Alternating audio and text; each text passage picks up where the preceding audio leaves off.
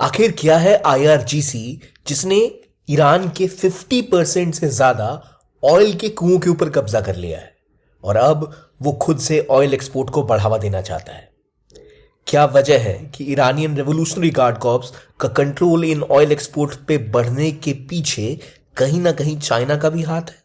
और क्या वहां के रूलर खोमेनी और वहां की गवर्नमेंट का कंट्रोल क्या आर्मी के ऊपर कम होता दिख रहा है? क्या है आईआरजीसी और क्या है इसका कनेक्शन इन सब चीजों के साथ? आइए डिस्कस करते हैं इस वीडियो में। Welcome to Gyankosh. पहली बात, आईआरजीसी यानी ईरानियन रिवोल्यूशनरी गार्ड कॉर्प्स, ये असल में एक विभाग है जो ईरानियन सरकार के अंदर काम करता है, जो डायरेक्टली रिपोर्ट करता है कमांडर इन चीफ, जो सीधा रिपोर्ट करते हैं खोमेनी को, जो इनके लीडर है। यानी ये गवर्नमेंट के साथ साथ चलने वाला एक और इंस्टीट्यूशन है जिसके अंतर्गत अलग अलग डिपार्टमेंट्स आते हैं, जिनके अंदर इनकी आर्मी, इनकी सिक्योरिटी फोर्सेस, इंटेलिजेंस की फोर्सेस और इवन कुड्स फोर्सेस भी होती हैं। कुड्स फोर्सेस का काम होता है बाहर के देशों में जहां भी ईरानियन इन्वॉल्वमेंट है या जो बाहर के थ्रू वो अपना एजेंडा या प्रोपेगेंडा फैलाना चाहते हैं, उन एरियाज में काम करना। कुछ फोर्सेस का काम अलग अलग एरियाज में होता है। इतना ही नहीं, उनकी एयरफोर्स या एरोस्पेस फोर्स और उनकी नेवी और बासिज, ये सब अंदर आते हैं आईआरजीसी के ही। तो आईआरजीसी सबसे इंपॉर्टेंट रोल निभाता है इन सभी कामों में, जिसके अंदर 1,25,000 से ज्यादा मिलिट्री के पर्सनल है जो अलग अलग विभागों में बटे हुए हैं। तो आईआरजीसी का इंपैक्ट और रोल बहुत ज्यादा है वहां की मिलिट्री के ऊपर। अब क्योंकि आईआरजीसी के कमांडर इन चीफ सीधा कनेक्शन होता है वहां के सुप्रीम लीडर के साथ, तो सुप्रीम लीडर के कनेक्शन में आने की वजह से ही आईआरजीसी का दबदबा हमेशा ज्यादा रहा है।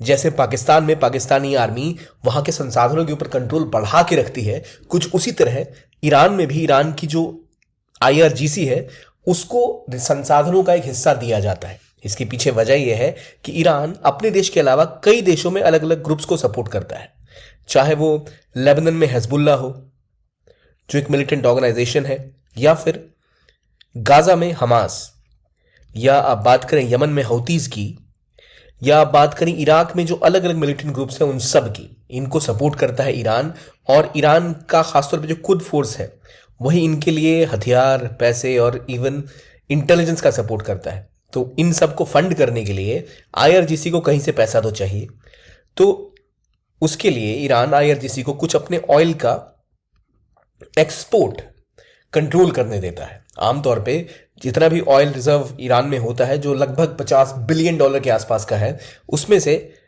25% का हिस्सा जनरली कहा जाता है कि आईआरजीसी के हाथ आया करता था, और जिसके थ्रू वो अपने बाकी सारे जो उनके डिपार्टमेंट्स हैं उनको हैंडल करता था। केवल इतने ही नहीं, और कई ऐसे अलग अलग डिपार्टमेंट्स हैं जो आईआरजीसी हेड करता है। और आईआरजीसी का कंट्रोल उनके संसाधनों पर इसलिए भी है कि शायद उनको जो बाकी जगह फंडिंग करनी है, हिजबुल्लाह का रॉकेट प्रोग्राम है, हमास को सपोर्ट करना है, वो काम देखनी उनकी जिम्मेदारी है। लेकिन ईरान एक ऐसी इकोनॉमी है जिसके ऊपर बहुत ज़्यादा सैंक्शंस भी लगे हुए हैं, तो उनकी गवर्नमेंट अगर ऑयल एक्सपोर्ट करने जाए तो कई सारे देश तो उनसे ऑयल खरीद ही नहीं सकते। भारत खुद एक ऐसी कंट्री है जिसको अपने सारे ऑयल इंपोर्ट ईरान से बंद करने पड़े थे, क्योंकि उनके ऊपर अमेरिका ने सैंक्शन लगा रखे हैं। इसका मतलब कोई भी देश जो इनसे ऑयल खरीदता है वो कंपनी कंप्लीटली ब्लैकलिस्टेड हो जाएगी यूरोप, अमेरिका और उनके सभी मित्र राष्ट्रों में ऑलमोस्ट कंप्लीटली। तो इसलिए भारत भी इनसे ऑयल इंपोर्ट नहीं कर पाता। लेकिन अगर वो तेल के कुएं आईआरजीसी के पास है तो आईआरजीसी अक्सर कोवर्ट तरीके से काम करती है। ये खुले में ये चीजें बेची नहीं जाती, घुमा फिरा कर, या फिर आप कह सकते हो ब्लैक में इन चीजों को बेचा जाता है, जिससे कि वो सीधा सीधा पैसा कमा सकती है। पर क्योंकि उनकी इकोनॉमी को भी तो कुछ पैसा चाहिए, वो भी रन करने के लिए उन्हें जरूरत होती है ऑयल एक्सपोर्ट करने की, तो उसका अक्सर एक बड़ा हिस्सा हमेशा नेशनल ईरानियन ऑयल कॉर्पोरेशन के पास रहा करता था। लेकिन अब एनआईओसी के पास जो ऑयल का शेयर है उसका कुछ हिस्सा खिसक के आईआरजीसी के पास आ रहा है। यानी जो उनकी ऑयल कंपनी मान लो इंडिया में जैसे ओएनजीसी है, वैसे ही ईरान में भी है, तो उसके हाथ से चीजें खिसक कर आईआरजीसी के पास आ रही हैं। इसका मतलब आईआरजीसी को रिक्वायरमेंट है अब और पैसे की, और इसके थ्रू आईआरजीसी जो अपनी बेसिक रिक्वायरमेंट है, अपना कॉन्फ्लिक्ट वो जो लगातार उनका चल रहा है इजराइल के साथ, उसके लिए फंडिंग, प्लस उनके जो मिलिटेंट ग्रुप्स हैं, खासतौर पर सीरिया में असद की हार के बाद काफी कमजोर पड़ता दिख रहा है ईरान का इन्फ्लुएंस इन मिडिल ईस्ट। तो वो इतने बड़े रीजन में जो अपना इन्फ्लुएंस हमेशा बढ़ा के रखना चाहता है, इसके लिए इंपॉर्टेंट है कि उसे फंडिंग मिलती रहे। लेकिन आईआरजीसी को पैसा और ऑयल एक कारण और है जिसके लिए आईआरजीसी का कंट्रोल इंपॉर्टेंट हो जाता है, और वो है उनके कैपेसिटी कि वो अमेरिकी सैंक्शंस को धत्ता बताकर अंडरग्राउंड तरीके के साथ ऑयल बेच सकते हैं। और खास तौर पे कई ऐसी चाइनीज कंपनीज हैं जो इनडायरेक्टली या एक पर्दे के पीछे ऑयल ईरान से खरीद रही हैं, और उनमें एक मेजर सेक्शन जो है वो ऑयल आईआरजीसी से ही खरीदता है। तो आईआरजीसी इनको ऑयल बेचकर अमेरिकी सैंक्शन से भी बच सकते हैं। आईआरजीसी इस पैसे का इस्तेमाल करके अपने मिलिटेंसी और बाकी एरियाज के काम जहां भी वो बढ़ाना चाहते हैं, चाहे सीरिया के बाद अब हिजबुल्लाह को और स्ट्रेंथन करने की बात हो या इजराइल से हो रहे अटैक्स की कहानी हो, उन सभी जगह उन्हें जो हथियार और गोला बारूद चाहिए उसके लिए तैयार करने के काम भी आ सकते हैं। लेकिन इसका मतलब ये भी है कि आईआरजीसी का बढ़ता कंट्रोल और फाइनेंसिस पर उनका कब्जा ये दिखाता है कि सिविलियन गवर्नमेंट के पास पैसे और संसाधन कम होंगे। ऑलरेडी ईरान की इकोनॉमी काफी दबाव में है, और इस स्थिति में जब अमेरिका का शिकंजा ट्रंप के आने के बाद और कसेगा ईरान पे, तब ईरान इसका सामना कैसे करेगा ये देखने वाली बात होगी। लगातार इन लड़ाइयों में, लगातार युद्धों में रहने की वजह से ईरान की इकोनॉमी ऑलरेडी कमजोर है। इनके जितने मेजर आर्मी के लीडर्स थे उनमें से कईयों को तो ईरान ने ऑलरेडी खो दिया है, क्योंकि इसराइल ने खतरनाक अटैक्स इनके ऊपर किए। अपने सबसे करीबी दोस्तों में से एक सीरिया के असद को खोने के बाद ईरान की आउटसाइड मिलिट्री फोर्सेस काफी कमजोर होंगी। लेकिन ईरान के लिए सबसे बड़ी बात है कि उनकी डोमेस्टिक इकोनॉमी अच्छे से रन करे, क्योंकि अगर उनकी इकोनॉमी कोलैप्स कर गई तो लोग सड़कों पर आ जाएंगे और विरोध करना स्टार्ट करेंगे। इस सिनेरियो में यहां विद्रोह होना बहुत आम हो सकता है। जैसा हमने देखा कि सीरिया में ऑलरेडी HTS नाम का ग्रुप काफी क्लियरली टर्की के द्वारा बैक किया गया था, जिसने बड़ी ही आसानी से सीरिया में कब्जा जमा लिया। ऐसा ही कुछ सऊदी अरेबिया और यूएस जैसे देश करना चाहेंगे ईरान के साथ। यहां ईरान की इकोनॉमी और ईरान का बढ़ता इन्फ्लेशन उनके लिए एक बड़ी समस्या है। ईरान को इन्फ्लेशन यानी महंगाई कंट्रोल में करनी है और अपनी इकोनॉमी को सही तरीके से चलाने के लिए और संसाधन की जरूरत होगी।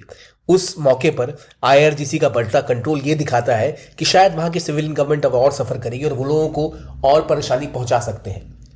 ये कनेक्शंस लोगों के लिए नुकसानदायक हो सकते हैं और लॉन्ग रन ईरान को नुकसान पहुंचा सकते हैं। आपको क्या लगता है, क्या इसके पीछे कोई और वजह भी है? बताइए कमेंट सेक्शन में। और आपके लिए इन्फॉर्मेशन भी है मेरे पास कि अगर आप यूपीएससी की तैयारी कर रहे हैं तो आप हो सकता है इंग्लिश मीडियम में तैयारी करते हो या फिर हिंदी में।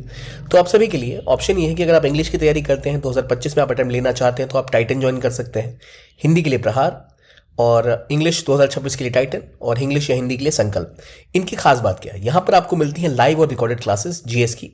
यानी आप जीएस क्लास लाइव लेंगे बेस्ट ऑफ फैकल्टीज के साथ, वो आप अपने डाउट्स पूछ सकते हैं, एक तरह से आप इंटरेक्ट भी कर सकते हैं, और उसके बाद आपको उनका एक्सेस रिकॉर्डेड फॉर्म में भी मिलेगा। आपको सीसेट की क्लासेस मिल जाएंगी, आपको डेली एमसीक्यू और मेंस के क्वेश्चन मिलेंगे, आपको ई बुक्स का पूरा कलेक्शन मिलेगा, और ये आपको पूरी तरह से तैयार करता है किसी भी तरीके से आने वाली चैलेंजेस के लिए। और ये कोर्स स्टार्ट है केवल 7,999 रुपए से, यानी आप अपनी तैयारी को एक नई उड़ान दे सकते हैं, वो भी अपने घर में बैठे बैठे। तो ये सब आपको मिलेगा अगर आप एनरोल करना चाहेंगे इस कोर्स में, जिसका लिंक आपको मिलेगा इस वीडियो के डिस्क्रिप्शन बॉक्स में। तो अगर आप चाहते हैं कि आपको ऐसा कंटेंट मिले कि आपको बार बार नोट्स के लिए ना भागना पड़े, तो उसके लिए यहाँ पर आपको कॉम्प्रिहेंसिव जीएस की ई बुक्स मिलती हैं, सीसेट की क्लासेस भी मिल रही हैं, डेली प्रैक्टिस के लिए आपको एमसीक्यू और मेंस के क्वेश्चंस मिल रहे हैं जो आपकी प्रिपरेशन को बिल्ड करते हैं। तो इसलिए बहुत इंपॉर्टेंट है कि अपनी इस तैयारी को आप नया दशा दीजिए और ज्वाइन करिए कोर्स, जिसका लिंक इस वीडियो के डिस्क्रिप्शन में है। इस वीडियो के लिए इतना ही। देखते रहिए ज्ञान कोश and have a very nice day.